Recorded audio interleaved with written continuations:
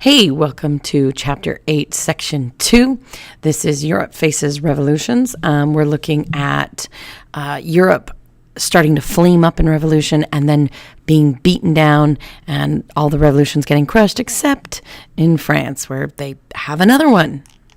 So let's take a look. What leads to all these revolutions is a clash of philosophies. Coming out of the Enlightenment and the American and the French Revolution, you have these three schools of thought that we have in the early 1800s. And these three schools of thought are causing serious conflict within Europe. These are the, usual conservative school of thought, are the conservatives. These are usually the landowners, the nobles. They like traditional monarchies. They like their wealth and privilege to remain untouched. These are the guys that want things to go back to the way it was or stay the way it is. The other philosophy you'd have would be the liberals, which are usually wealthy merchants, business owners, people who are not at the bottom of the barrel. They are not starving. They want some limited democracy, feel that since they are wealthy and educated, they should have a say. Just because they don't have a title doesn't necessarily mean anything. And then the third one is the radicals. These are usually the people with the very least. They believe in liberty and equality. These are the sans-culottes of the French Revolution. They want everyone to have a vote. They believe everyone deserves a say. This is the ones who are like, kill the king, destroy the social structure, start over. We can do it better. If you take a look at the picture to your right there, this is actually an area in Austria, which is, and Austria is going to become one of our hotbeds of major issues in our next section. But Austria is filled with all these different ethnicities. And this is a picture of an area called, I think it's Galicia, in Austria, which is filled with Polish people. And in 1846, the nobility, which were, upset with the absolutism of the Austrian emperor, rise up and try to rebel against the Austrian emperor and, saying, you don't have the right to tell us what to do, which of course sparks a peasant rebellion who are like, wait a minute, if he can't tell you what to do, then why do you get to tell us what to do? And so when the nobles rise up against the emperor, then the peasants in turn rise up and slaughter masses of nobles. So if you take a look, this is the title of the painting is called Galician Slaughter. Fun topic. All right, so let's talk about nationalism. Nationalism, or the concept of nationalism, is really going to play a major part in, almost everything that we do from now on. Nationalism generally means a loyalty to a nation of people with a common culture and history, and usually a desire for independence. A nation state is a nation with its own independent government, which contains population and defined borders. This is what you and I consider like a country. This is a nation state. Now, the reason we say nation state is because we'll talk about nations of people that actually don't have a country. So there's a difference. In 1815 Europe, there's only three full nation states. There's France, there's England, and Spain. They are, population, they have defined borders, and they have independent governments. Liberals and radicals support nationalism. Okay, conservatives do not, because a lot of times these conservatives are again the nobles, the landowners, and they own large portions of land that have lots of people of different ethnicities. And if all these people of different ethnicities who share a common culture and a common history feel loyalty to their people as opposed to their landowner or noble, that could be bad for the noble in the future. Check out the political cartoon.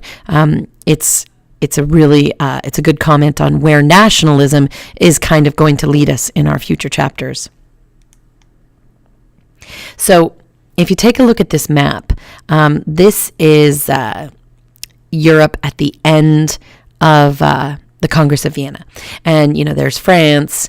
There's, remember, they're desperately trying to create this balance of power. You've got like within the Austrian Empire, you have all these different kinds of people. And within the Ottoman Empire, you're going to have the same problem. And well, let's talk about that, because if you look at this map right here, the Ottoman Empire covers Greece, and the Greeks are going to say, why are we listening to you?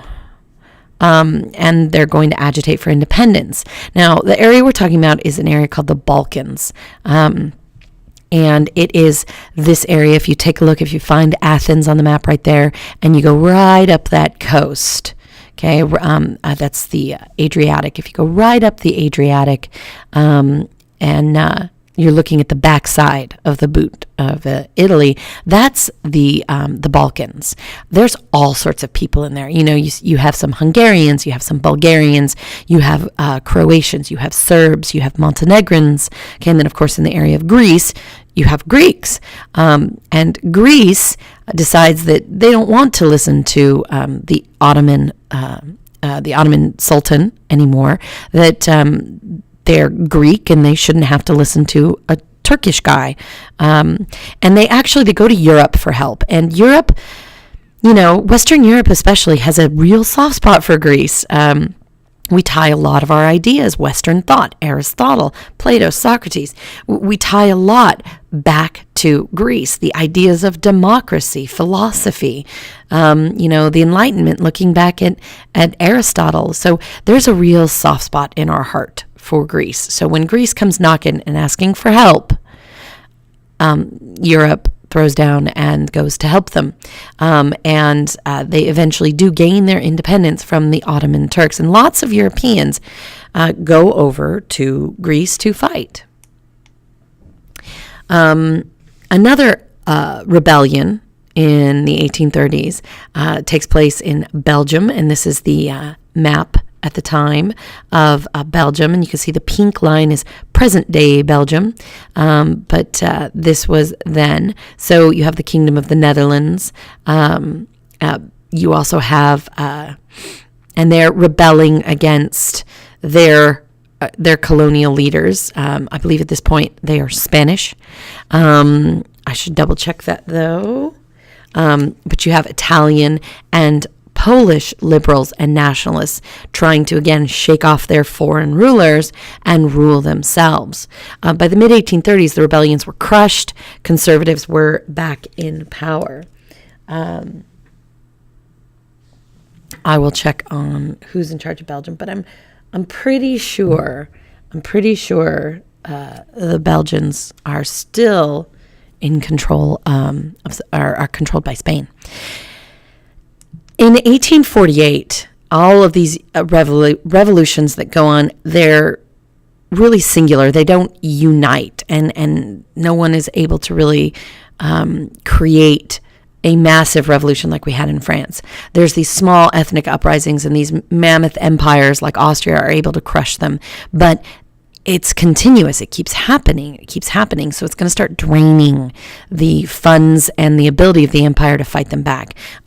Austria is going to have a real problem, because take a look at this map and see how many different ethnicities are within the Austrian Empire. And a lot of them, like Hungary, like Transylvania, and, Bosnia, Serbia, they were all their own kingdoms at one point or another. So they have a common language, they have a common history, they have a common memory of when they used to be in charge of themselves. But let's talk about France. Okay, so we had revolution, stagnation, Napoleon. Napoleon gets kicked out. We have, we have this guy. After Napoleon is booted out the first time, and he's gone. Now remember, he's not gone for good. When he is gone, they bring back Louis XVI's brother, and this is him. He looks frighteningly like him, right? So he takes the title Louis XVIII out of respect to Louis XVI and Marie Antoinette's son, that 8-year-old boy that died of abuse and neglect in prison.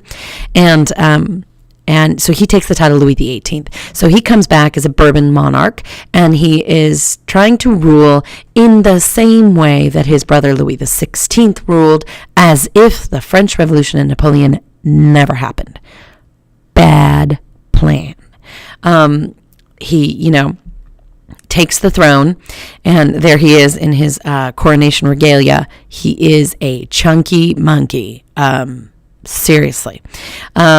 When Napoleon returns after his 100 days, when he escapes from the island of Elba, Louis XVIII flees. He runs away, and he returns after Napoleon is sent to St. Helena. That is, and he returns. Literally, people make fun of him because he's behind Wellington, the ground forces that helped rout Napoleon after Waterloo, and they say the king returned in his baggage train, as if he's sort of like, can you get my kingdom back for me, please? Thank you. Okay, so he comes cruising back into Paris, and at the time, people cheer because they'd rather have a bad French king than, their concern was being occupied by the British or the Prussians or something like this. So Louis XVIII back in power. The problem is Louis XVIII doesn't have a kid. He can't stand his wife.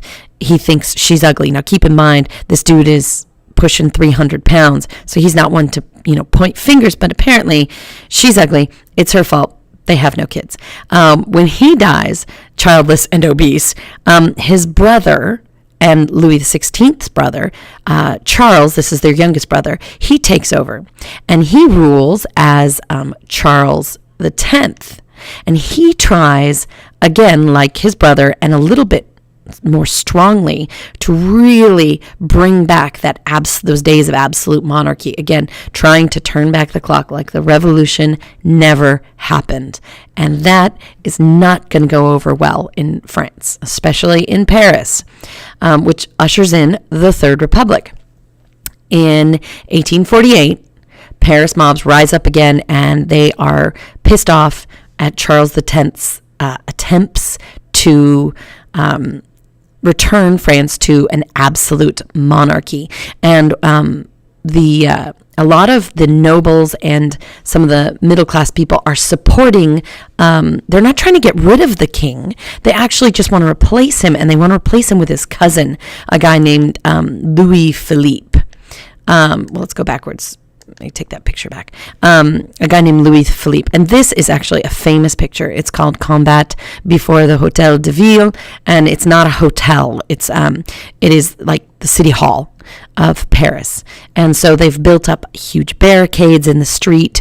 And I believe if you're familiar with Les Miserables, this is the time period that they're talking about, not the earliest French Revolution. This is the revolution.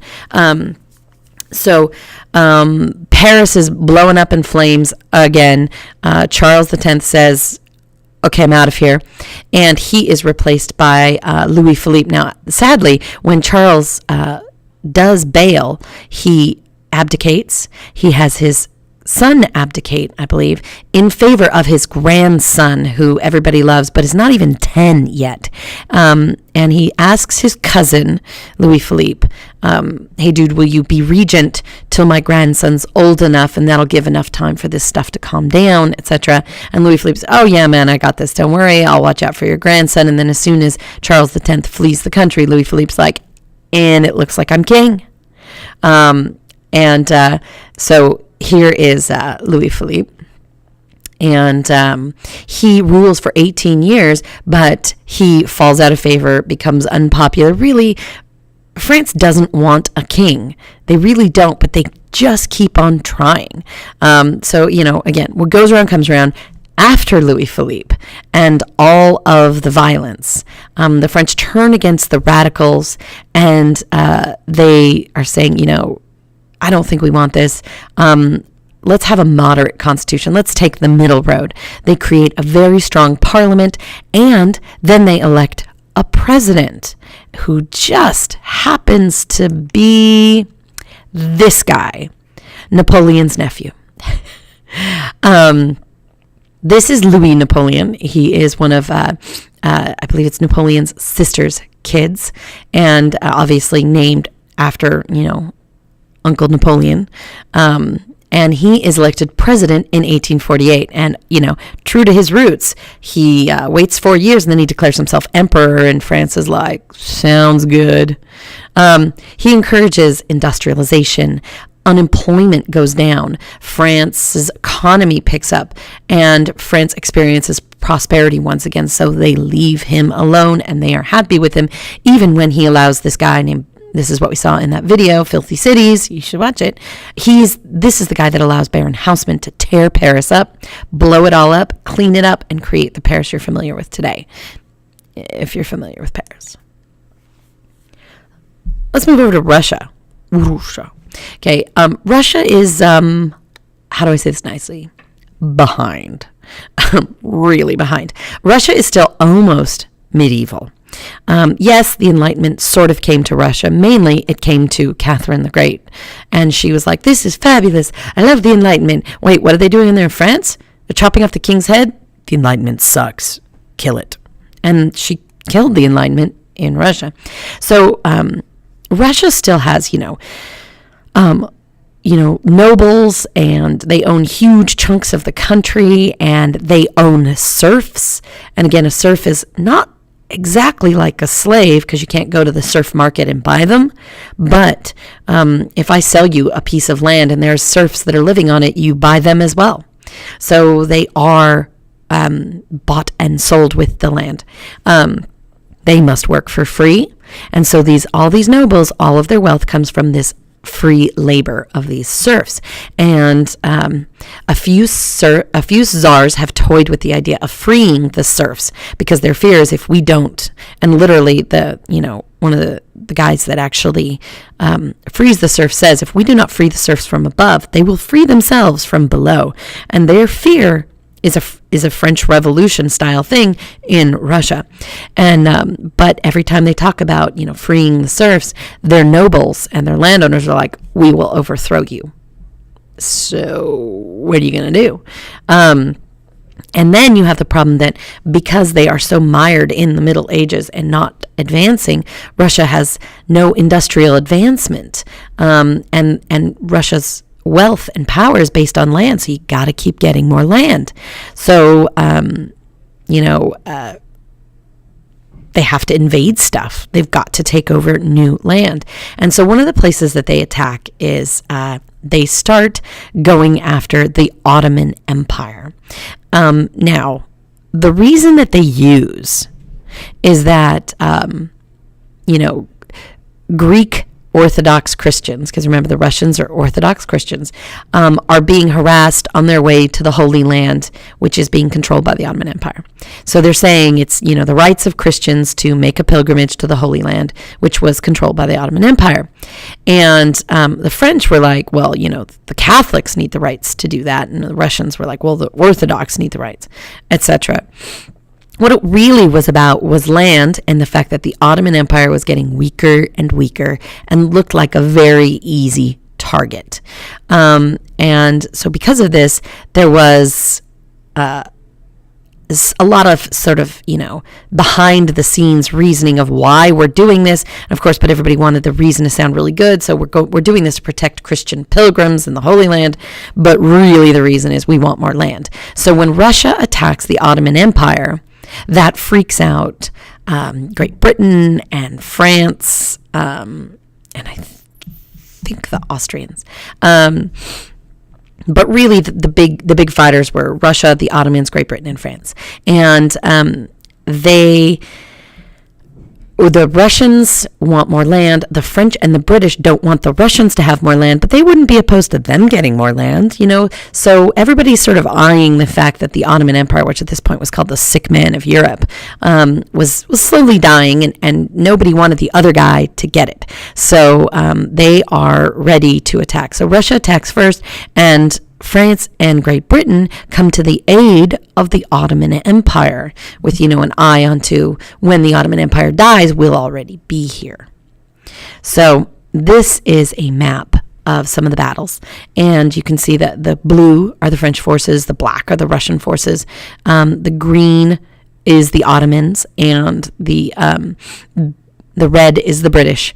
There's some, famous stuff to come out of this, like the charge of the Light Brigade and etc. But really, one of the things we learn from this war is that Russia is hopelessly behind in technology and military tactics. They just cannot compete with the British and the French.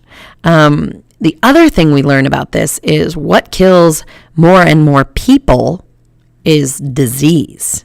And so one of the major things to come out of this is nurses and advanced medical techniques, because so many soldiers were dying from sickness and, bad medical practices and botched surgeries and etc. So you can see this is one of the first wars, they say, battles where Mary Seacole was under fire, and she was one of the first battlefield nurses, where women were brought to not the front lines, but behind the front lines or near the front lines, where they were working to be as nurses to save soldiers. So the Crimean War, big defeat for Russia, and it forces the Russian Tsar to realize, I need to make some changes. And that Tsar is a guy named Alexander II. He is the Tsar of all of Russia. He is determined to make some social and economic changes. He's kind of a sad figure, really. He's a nice guy.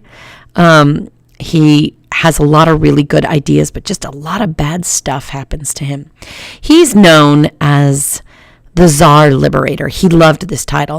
In 1861, he is the one who emancipates the serfs, and he does this 2 years before Abraham Lincoln does in the United States. So he frees their slaves before we free our slaves. But the nobles look at the serfs and say, well, okay, so you've been living on my land for this length of time without paying any rent, so you owe me this much money in back rent. Well, that's a problem, because for all these years they were working and not getting paid, so they have no money. So they say, well, you owe me all this money. And the serf says, well, I don't have any money. Well, you can sign this contract and continue to work off your debt to me for the next 50 years. So the serf signs the contract, and then they have to pay back the debt, and the landowner's paying them to work, but most or 90% of that money is going back to the landowner to pay off the debt.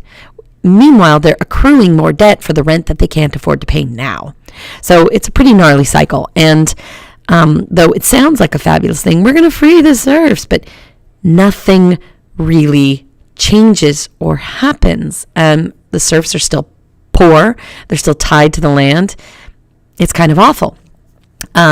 So he is, trying to do this great thing, but he's not doing it the right way, and he can't make it work. By the way, his son thought he was absolutely crazy to free the serfs, etc. Especially then his next thing, he decides that he's going to draw up a plan to share his power with an elected body called a Duma. And then his son is like, you're out of your mind. He also sells land that the Russians owned, Alaska. He sells it to the United States for $7 million, and his son is like, we never sell land. What are you doing? And this poor guy, for all the good he tried to do, he was constantly under attack. There was, about 4 different terrorist organizations out to get him. Not that he was changing things, but these organizations felt like he wasn't changing things fast enough. And ironically, on his way to announce his proclamation that he was going to willingly share his power, he's assassinated. A terrorist group, and I think it's called Narodny Volya. Anyways, it's a terrorist group that wants the Tsar gone. They want to totally reshape. This is like the Russian version of the Jacobins. And they suicide bomb. Literally, somebody walks out and places a package right under the Tsar's carriage, and it blows up. But the Tsar's actually fine. His carriage is bulletproof. It was a gift from Napoleon III. And so he's like, I'm okay. So he gets out of his bulletproof carriage to see if the servants that were outside of his carriage are okay. And at that point, the terrorist group steps forward with another bomb, and they blow him up.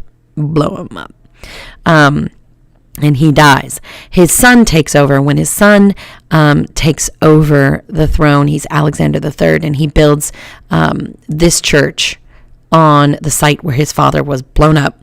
And I think it's called like the Church of Spilled Blood. It's like an icon of Russian architecture now, but it's so pretty. And apparently, if you go inside, you can still see the bricks, like the church is built around the bricks with the blood stains. Russians never forget. So we move on to Alexander III. And Alexander III is reactionary. He is not like his dad. He thinks all this freedom and liberty and freeing the serfs is just a load of crap. And he is all about like secret police, executions, bundling you up and out to Siberia. This is a portrait of him and his wife and their kids, including, so there's Alexander III. This is his wife, Maria Fedorovna, and this is his son, Nicholas. Nicholas would take the throne after his dad passed away, and Nicholas is interesting because Nicholas would be the last Tsar of Russia. So there he is, all grown up with his wife and their 4 daughters and their 1 son. And this would be the last royal family in Russia who would be lined up against a wall and shot by the communists. So this is approaching the end of the Tsar and the royal Russia, imperial Russia. All right, I will see you in section 3. We got to unite some countries.